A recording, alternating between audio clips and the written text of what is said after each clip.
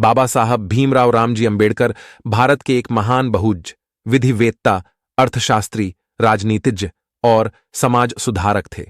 उन्होंने दलित बौद्ध आंदोलन को प्रेरित किया और अछूतों, दलितों से सामाजिक भेदभाव के विरुद्ध अभियान चलाया था। उनका जन्म 14 अप्रैल 1891 को मध्य प्रदेश के महू में हुआ था। उनके पिता रामजी मालोजी सकपाल एक निम्न जाति के सैनिक थे।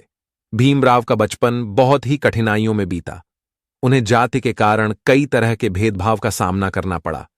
भीमराव ने अपनी शिक्षा में बहुत मेहनत की और उच्च शिक्षा प्राप्त की। उन्होंने कोलंबिया विश्वविद्यालय, न्यूयॉर्क से अर्थशास्त्र और राजनीति विज्ञान में डॉक्टरेट की उपाधि प्राप्त की। इसके बाद उन्होंने लंदन स्कूल ऑफ इकोनॉमिक्स से भी डॉक्टरेट की उपाधि प्राप्त की। भारत लौटने के बाद भीमराव ने दलित अधिकारों के लिए लड़ाई लड़ने का काम शुरू किया। उन्होंने दलित बौद्ध आंदोलन की शुरुआत की और लोगों को बौद्ध धर्म अपनाने के लिए प्रेरित किया। उन्होंने अछूतों के लिए सामाजिक, आर्थिक और राजनीतिक अधिकारों के लिए संघर्ष किया।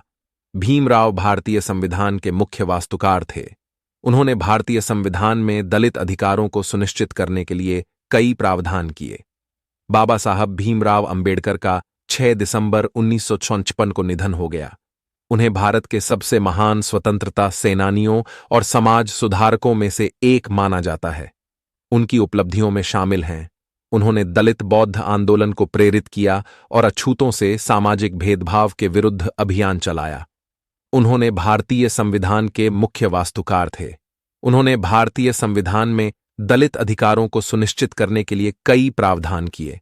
बाबा साहब भीमराव अंबेडकर को भारत के सबसे महान स्वतंत्रता सेनानियों और समाज सुधारकों में से एक माना जाता है। उनके विचार और कार्य आज भी लाखों लोगों को प्रेरित करते हैं।